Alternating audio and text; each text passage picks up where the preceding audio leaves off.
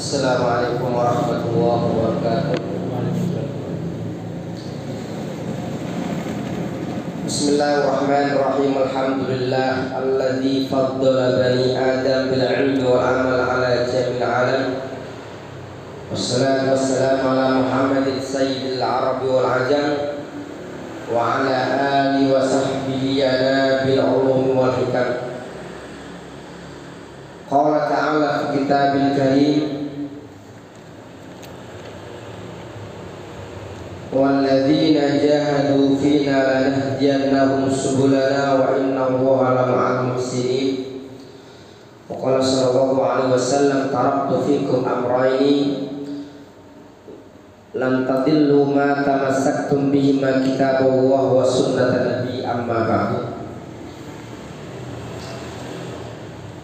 Hadirin jamaah Masjid Ridho Rasul Halaqah Al-Kausar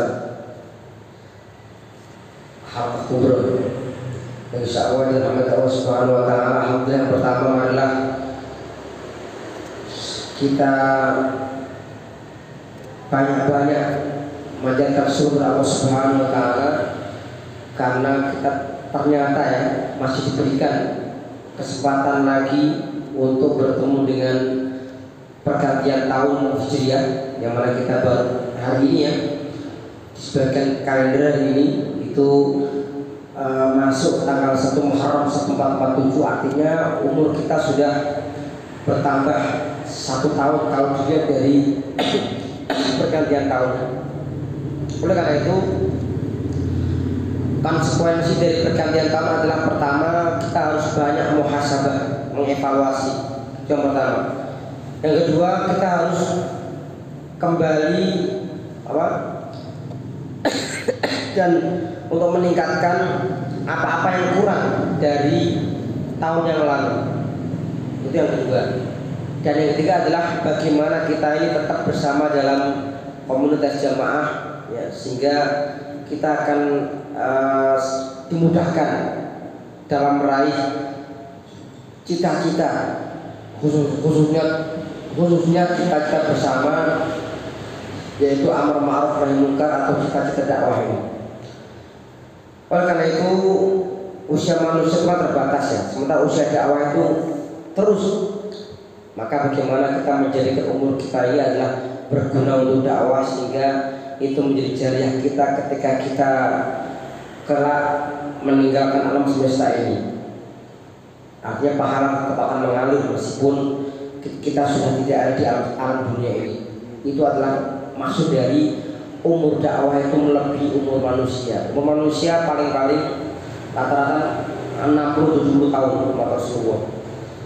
Ada sebagian yang sampai lebih dari itu, 80, 90, 100. Bahkan kemarin kalau nggak salah istrinya mantan Kapolri Hugeng itu sudah 100 tahun kan, berulang tahun ke 100 berapa itu.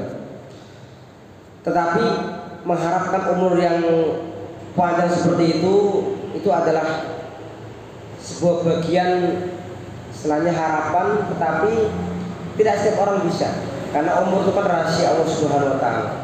Maka yang penting bukan bagaimana kita ini kemudian takut kalau umur kita pendek, tapi justru yang kita khawatirkan takut kalau umur kita nggak berguna.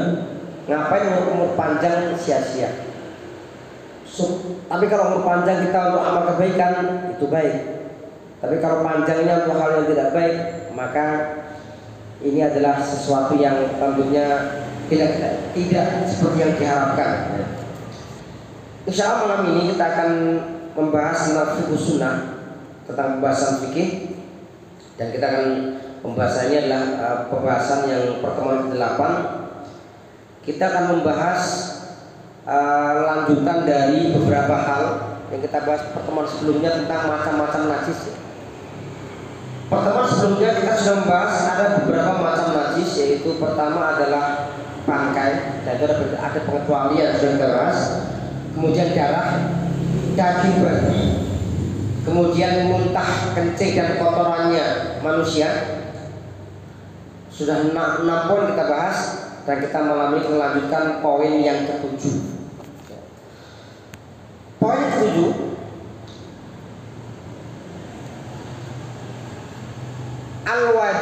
yaitu wadi. Apakah wadi itu? Wa huwa ma'un abyad sahin, itu air yang warnanya putih yang tebal, yakhruju ba'dal baul, yang keluar setelah kencing. Jadi kadang ketika orang kencing, setelah jeda kencing berapa saat itu muncul lagi air. Airnya agak tebal, warnanya putih.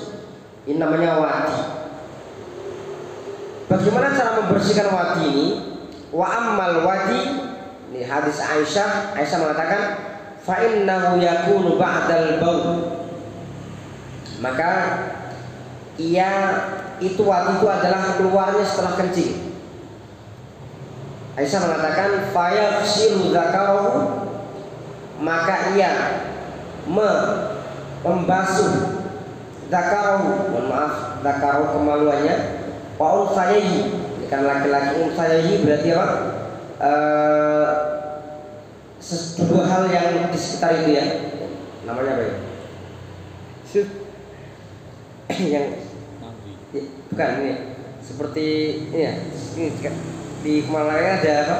Yang bedul tuh dua itu, istilahnya bahasanya beda-beda susah. Apa? Lah seperti itu. Nah, ya, bahasanya.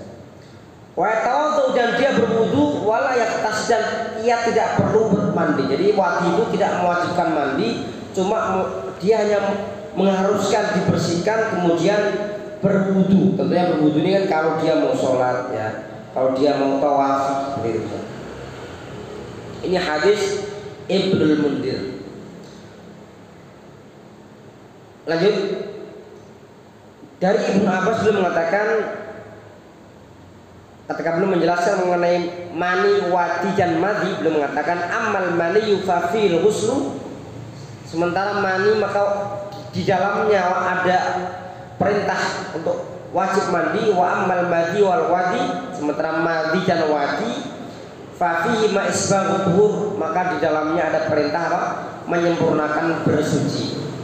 Tadi wadi sudah kita bahas, maka kita masuknya dua pembahasan, yaitu al-madhi dan al-mani. Poin yang ke-8, yang najis adalah al-madhi. Wa huwa ma'un abyad. Madhi adalah air yang warnanya putih, sama dengan wadi. Bedanya adalah kalau al-wadi itu airnya putih tebal, tapi kalau ini air yang warnanya putih dan itu lebih lengket. Yakhruju inda tafkir fil jima, ia keluar ketika memikirkan, mohon maaf, hubungan seksual, atau indal mula'abah, atau sedang mula'abah, itu bermain-main atau mencumbu ya, al mula'abah. Yang jadi masalah adalah waqat la yas'ul insan bi khuruji, dan kadang seorang itu nggak terasa keluarnya, nggak terasa keluar ya. Memikirkan ya, itu nggak keluar, nggak terasa keluarnya. Ini madhi. Pertanyaannya, kira-kira madhi ini apakah banyak pada kaum laki-laki atau perempuan? Katakan di sini wayakunu minar rajul wa mar'ah, itu keluar dari laki dan perempuan sama aja. Artinya bisa keluar dari laki-laki, perempuan juga sama, tetapi illa annahu minal mar'ati ahsan. Hanya saja ia banyak keluar dari kaum wanita, atau lebih banyak kaum wanita mengeluarkan ini ketimbang laki-laki. Itu dalam teori fikih. Kalau secara teori prakteknya ini perlu diadakan sensus ya. Apa benar tidak? Bagaimana kalau ia mengenai tubuh manusia, tubuh seorang muslim? Illa annahu idza asabal badan. Kalau madhi itu mengenai anggota tubuh, maka wajib ghusluhu, wajib membasuhnya kalau kena badan. Kemudian wa idza asaba saub, kalau kena pakaian, jika yang mengenai pakaian iktafa fihi birrasil bilma, maka cukuplah dengan memercikkan dengan air. Kalau hanya kena pakaian cukup dipercikkan air, tapi kalau kena badan ya otomatis dia harus dibersihkan. Li'anna hadhihi najasatun yasuqul ihtiraz anha. Ini adalah najis yang sangat sulit untuk dihindarkan. Likasrati ma yusibu thiyabasyabil asli. Karena banyaknya madhi ini mengenai pakaian pemuda yang masih bujang. Kalau pemuda tua yang mengaku bujang, saya kurang paham apakah juga sering keluar madhi. Kalau pemuda yang masih bujang mungkin ya, karena logikanya masih banyak membayang-bayangkan, memikirkan seperti itu sehingga kan nggak terasa keluar. Kemudian ada sebuah kisah dari Ali radhiyallahu anhu, beliau mengatakan kuntu rajulan madda'an. Ali mengatakan aku seorang laki-laki yang sering banyak keluar madhi. Fa amartu rajulan ayas'al nabi. Aku kemudian perintahkan seorang laki-laki untuk bertanya kepada Nabi. Nah, kenapa demikian? Kenapa enggak Ali langsung tanya? Karena Ali merasa kecewa. Dia adalah karena suaminya dari Fatimah radhiyallahu anha. Dia minta orang bertanya ke Rasulullah. Maka Rasul mengatakan faqala, maka Rasul berkata tawaddu wudulah waghsil dzakarwa. Mohon maaf, basuhlah kemaluanmu. Ini hadis Bukhari dan diriwayatkan oleh yang lain. Kemudian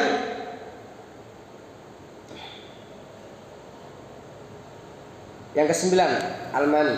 Al-Mani ini ada dua pendapat ya. Ada ulama yang mengatakan dia adalah suci, yang kedua mengatakan ada yang mengatakan najis. Di sini dalam bab kitab ini dia digolongkan termasuk sesuatu yang najis. Tapi yang lebih kuat kalau saya baca di beberapa literasi, yang lebih kuat adalah dia adalah suci, tidak najis. Tapi di sini Syekh Sabi belum mengatakan dhahaba ba'd ulama, sebagian ulama, sebagian berarti ada sebagian yang lain berpendapat ilal qauli binajasati, pendapat yang menajiskannya, artinya yang mengatakan itu najis. Tetapi Syekh Sabi mengatakan wadzahiru annahu tahir, pendapat yang lebih kuat adalah mani adalah suci. Hanya saja kalaupun suci tapi ada aturan-aturannya. Walakin yustahabbu ghusluhu idza kana ratban. Kalau dia masih basah maka disunahkan membasuhnya kalau masih basah. Wa farqu in kana yabisan, kalau sudah kering maka dengan cara menggosoknya. Ini kalau kering. Itu sebagaimana kata Aisyah radhiyallahu anha. Aisyah ini kalau beliau ini kan termasuk ini ya, kata Rasulullah khudhu nisfadinikum an hadhil khumairah. Ambillah separuh agama kalian dari Khumairah ini, Aisyah. Karena Aisyah ini banyak mengetahui dan beliau satu-satunya di antara istri Rasulullah yang itu adalah meriwayatkan banyak hadis. Karena hafalannya sangat kuat sekali Aisyah ini. Aisyah mengatakan, dan ketika Aisyah menjelaskan seperti misalnya ini, sering Rasulullah ketika ada pertanyaan yang itu seputar wanita, itu biasanya minta Aisyah untuk menjelaskan. Karena Aisyahnya tentu akan lebih menjelaskan dengan leluasa daripada Rasul menjelaskan masalah tentang kewanitaan pada para sahabat wanita. Tapi Aisyah ini beliau lebih luas dan leluasa menjelaskan karena sama-sama wanita. Maka beliau mengatakan kuntu afruq al-mani min sabri Rasulullah. Aku menggaruk mani dari pakaian Rasulullah in kana yabisan, idza kana yabisan kalau kering, wa aghsil idza kana radban, dan aku membasuhnya kalau itu adalah radban yaitu basah. Itu mengenai masalah mani. Kemudian lanjut yang ke-10. Baulu wa rausu ma la yukalu lahmu. Yang termasuk najis adalah kencing dan kotoran atau kotoran ya, buang air besar ya, kotoran tinja. Malayu kaulahmu, binatang yang tidak boleh dimakan dagingnya. Kencing harimau misalnya. Atau misalkan kotoran tinjanya singa, ini najis ya, yang tidak boleh dimakan dagingnya.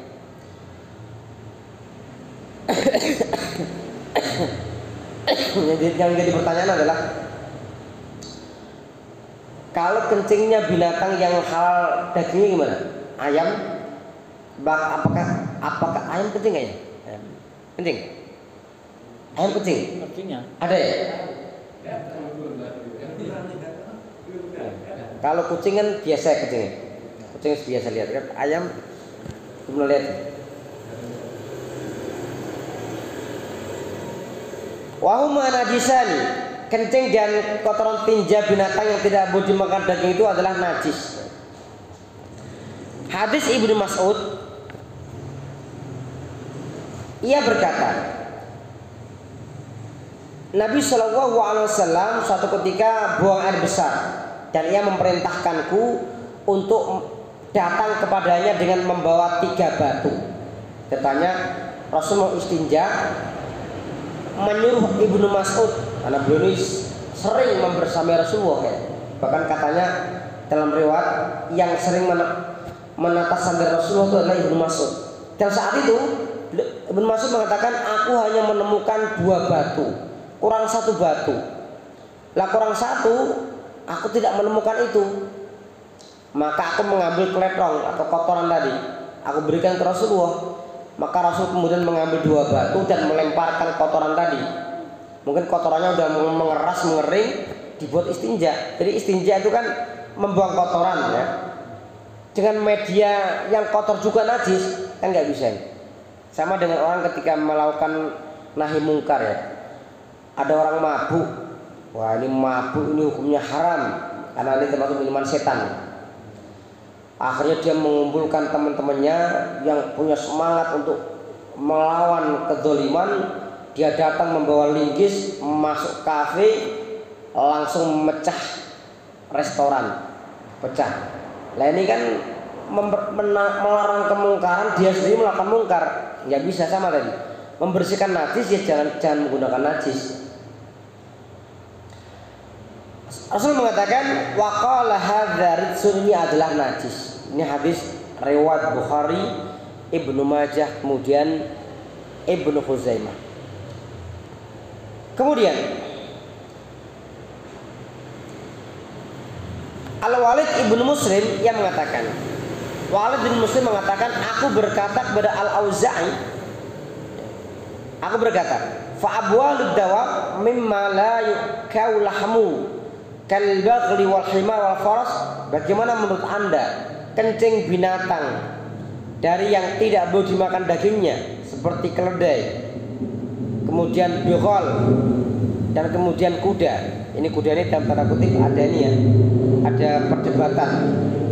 Boleh nggak kita makan daging kuda? Saya pernah lihat di jalan tuh ada orang jual sate kuda. Makanya ini kita harus cek juga bagaimana hukumnya daging kuda itu. Kira-kira kuda ini mirip, apakah bisa dimiripkan sapi nggak kuda ini?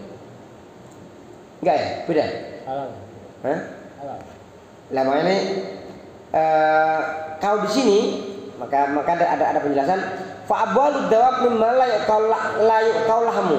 Kalau bicara mengenai kencing binatang yang tidak boleh makan dagingnya, bighal itu jadi gini, orang Arab itu mengenal yang namanya keledai, kemudian kuda. Kuda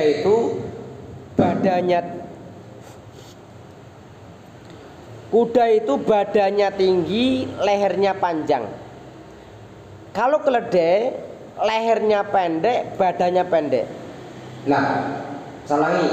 Kuda lehernya panjang, tubuhnya besar. Keledai tubuhnya kecil, lehernya pendek. Nah, ketika ada perkawinan silang antara kuda dengan keledai, maka lahirlah hasil perkawinan itu disebut dengan bighal. Bighal itu tubuhnya besar, lehernya pendek. Jadi dia mengambil leher pendek dari keledai, mengambil tubuh besar dari kuda. Makanya ini benar dalam ilmu biologi ya, perkawinan silang itu bisa membawa sifat dari kedua induknya. Makanya ada seorang ahli fisika di Jerman bernama Albert Einstein. Suatu ketika ada seorang perempuan yang datang ke dia menawarkan diri, Einstein, kalau seandainya Anda menikah dengan saya, ini luar biasa. Saya cantik, kamu pintar. Nanti kalau anak kita lahir, dia cantik dan pintar. Einstein mengatakan, kamu jangan berkhayal. Kalau anak kita itu perempuan itu cantik dan pintar, itu kan versi kamu. Lah bagaimana kalau anak kita nanti lahir jeleknya kayak wajah saya, goblok kayak kamu? Jadi ini yang diambil dari gobloknya, ini jeleknya itu. Kalau tadi kan mikirnya cantik dan pinter, nah. Karena yang satu jelek pinter, yang satu goblok cantik ya.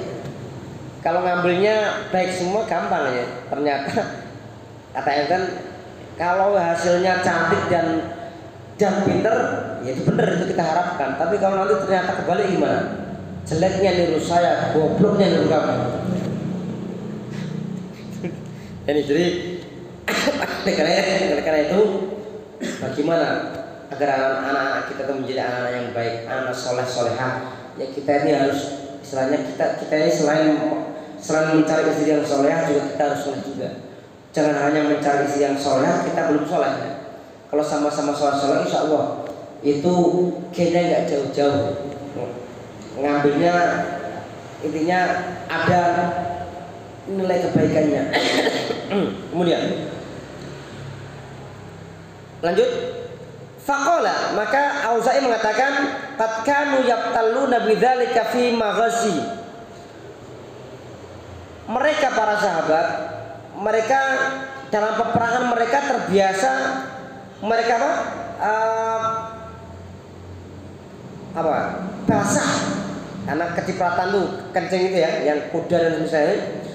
Fala yaksiruna min jasad awsaq, dan mereka tidak membasuhnya. Ini kemudian menjadi dasar bahwa kencing itu adalah kencing mereka ya. Kencing binatang tadi seperti kuda dan misalnya itu adalah tidak masalah. Tetapi ya jelasnya, bagaimana dengan kencing dan kotoran binatang yang boleh dimakan dagingnya? Kita lihat pendapat ini.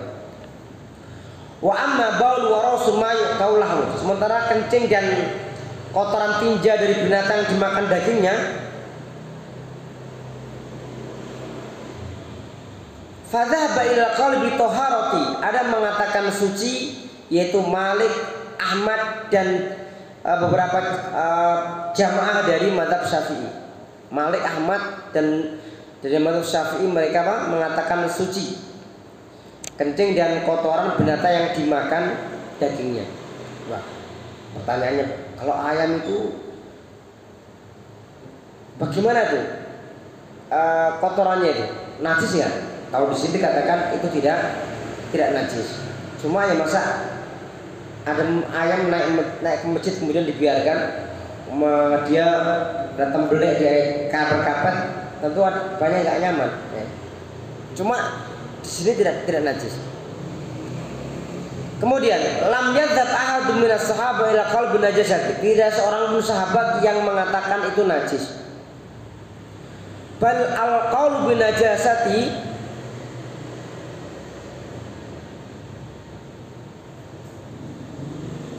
bal al qaul bin najasati qaulun muhdas la salaf walau minas sahabah. Jadi gini, dulu para sahabat mereka tidak mengatakan najis. Yang mengatakan najis itu adalah justru generasi-generasi yang baru. Mereka mengatakan itu adalah, maka oleh karena itu terjadi pada zaman Rasulullah SAW itu ada cerita ya. Ceritanya ada sekelompok manusia dari suku Ukal dan Urainah. Urainah ini dan Ukal ya, itu dua kabilah. Nah, nama kabilah. Keduanya, ini ceritanya, mereka datang ke Madinah.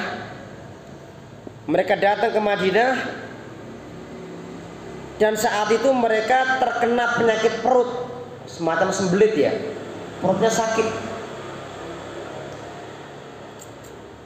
Maka kemudian dikatakan dalam riwayatnya bahwa fa'amarahum nabi bilaqah wa ayashrabu min abwal albani. Intinya Nabi SAW memerintahkan mereka untuk meminum kencing dan susu onta. Kalau minum susu ontanya oke. Ini ada kencingnya ini. Hadis Ahmad dan Bukhari Muslim. Nah, hadis ini menjadi dasar ulama mengatakan tentang sucinya kencing onta. Maka kencing onta itu bisa menyembuhkan penyakit perut. Tapi saya terus terang belum pernah melihat di apotek yang menjual obat spesial kencing onta. Belum ada. Bagaimanapun yang namanya kencing tetap orang nggak nyaman ya. Tetap normal gitu. Tetapi ternyata onta itu memang mengandung sesuatu yang bisa ada pengaruhnya. Jadi sampai penyakit perut ya itu bisa sembuh gara-gara kencing onta. Kemudian lanjut. Yang ke-11 al-jallalah, yaitu al-jallalah. Al-jallalah ini Anda ada penjelasannya.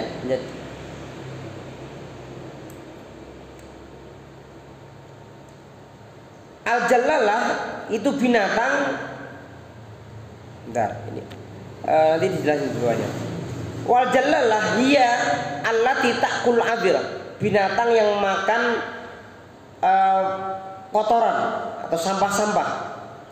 Dan binatang ini bisa meliputi ya bisa onta, bisa sapi, bisa kambing, bisa ayam, bisa angsa dan semisalnya. Karena dia makanannya tuh nggak steril, makanannya tuh makan kotoran-kotoran, kemudian makan sampah dan semisalnya, sehingga kemudian baunya itu nggak enak. Nah, ini namanya adalah al-jallal. Maka ada sebagian ustadz yang sampai hari ini tuh nggak mau makan lele. Kenapa? Karena dia pernah melihat di masa kecil, kalau orang dulu kan gini, zaman dulu kan orang punya kakus ya, orang punya kakus, dia bawa air besar, plung bawah itu langsung lele itu nergap. Akhirnya apa? Dia terbayang masa lalu. Jadi gini, orang itu kan gini, untuk menentukan sikap itu dipengaruhi masa lalu, yang punya dia. Teman saya punya teman kuliah dulu, itu sampai sekarang nggak suka makan cumi-cumi.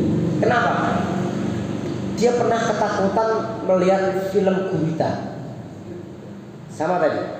Ada ustadz yang dia trauma pernah melihat, oh ternyata lele itu menjadi gemuk-gemuk karena umpannya itu adalah yang itu kotoran dari kakus tadi. Plung langsung lele. Nah, makanya kalau orang yang punya resto lele ya, menjual masakan lele ya, maka perlu mengklarifikasi dulu kepada penyuplai lele. Ini makanannya kakus atau apa? Dan nanti aman ya kan. Kemudian fa'in hub ini. Fa'in hub bisa ba'ida an al-adrah zamanan. Kalau seandainya jallalah tadi binatang yang makanannya sampah dan semisalnya itu kemudian di karantina dalam waktu ini ya. Ada beberapa macam waktu ya. Kalau binatang seperti binatang semakin besar tuh kayak onta, sapi itu perlu waktu yang lama untuk memulihkan.